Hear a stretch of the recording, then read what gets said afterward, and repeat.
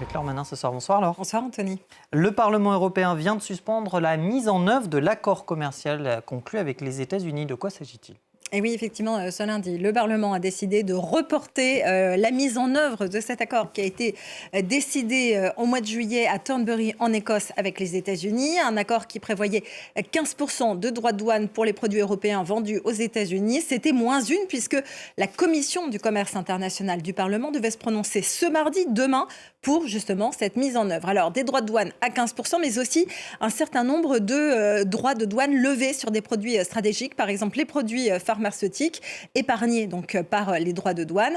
L'accord de juillet stipule notamment, c'était un petit goût de victoire finalement, ou en tout cas un soulagement pour l'Union européenne, puisque c'était mieux que les 30% dont Donald Trump menaçait l'Union européenne. Alors, avec cette nouvelle taxe mondiale dont on sait finalement encore bien peu de choses, eh bien, certaines niches qui échappaient justement à ces tarifs douaniers vont peut-être être davantage taxées. Alors non, l'Union européenne ne laisse pas totalement tomber l'accord. Ce n'est qu'un report temporaire. En attendant, le président de la Commission du commerce international au Parlement demande plus de clarté. Écoutez-le.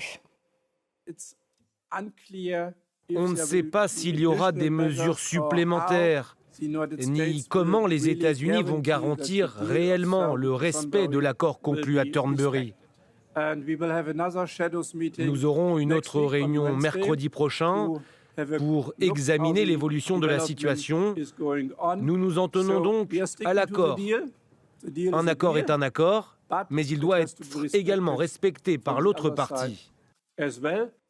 Alors Laure, suspendu ou pas, Donald Trump a en tout cas décidé de passer outre l'avis de la Cour suprême et annoncé établir une taxe mondiale à 15%. Oui, puisque la Cour suprême lui interdit certaines choses, plutôt que de passer par la porte, il passe par la fenêtre. C'est un peu la signature de Donald Trump. Et ces droits de douane qu'il n'a pas le droit d'imposer, eh bien, il a décidé de les transformer en nouvelle taxe mondiale dont l'entrée en vigueur est prévue ce mardi. Alors évidemment, ce sera probablement un peu plus compliqué dans la réalité. D'abord, ces nouvelles taxes qu'il veut mettre en place ne peuvent pas légalement durer plus de 150 jours sans le vote de Congrès. Or, précisément, au Congrès, il n'y a pas assez d'élus républicains acquis à la politique douanière de Donald Trump pour le voter. Donald Trump a donc décidé qu'il allait contourner les élus et profiter des 5 premiers mois, ces 150 jours, pour mener des enquêtes et imposer des droits de douane justes aux autres pays. En tout cas, c'est le terme qu'il utilise. Alors concrètement, qu'est-ce que ça veut dire dans l'immédiat ? Eh bien, ça veut dire que l'illégalité des tarifs douaniers va se traduire par une baisse du tarif effectif moyen qui est appliqué aux importations à ce jour. La semaine dernière, on constatait en général 16% de taxes sur les produits importés aux États-Unis pour les produits européens. Désormais, ce sera plutôt 13,7% une fois que les nouvelles taxes auront été mises en place. Ça n'aura pas les mêmes effets selon les pays qui commercent avec les États-Unis et qui sont plus ou moins taxés. De nombreux produits européens, je vous le disais, bénéficiaient de taux négociés inférieurs à 15%. Reste à voir s'ils auront à payer la même taxe mondiale que tous les autres ou s'ils auront toujours une exonération. Alors il y a sans doute un pays qui va s'en féliciter plus que les autres de cette situation, c'est la Chine. Oui, alors ces derniers temps, les droits de douane imposés aux produits chinois entrant sur le territoire américain tournaient autour de 30% après cette guerre commerciale initiée par Donald Trump lors de son premier mandat en 2018 et des relations qui se sont envenimées ces derniers mois jusqu'à ce que les tarifs douaniers entre les deux premières puissances atteignent 145% sur les produits chinois entrant aux États-Unis, 125% pour les produits américains entrant en Chine. Finalement, grève de 90 jours entre les deux premières puissances mondiales.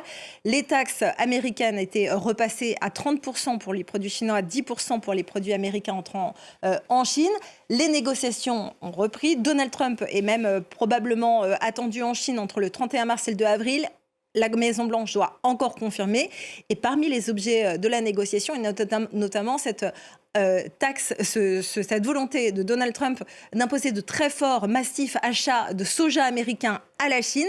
Or là, Donald Trump est peut-être un petit peu moins en position de force avec cette décision de la Cour suprême. Il va peut-être être ouvert un peu plus aux concessions avec l'allié chinois et il pourrait donc revoir, par exemple, de manière plus souple, les restrictions sur les technologies chinoises vendues aux États-Unis, les puces avancées, ou puis même essayer d'améliorer le climat des affaires pour les entreprises chinoises aux États-Unis.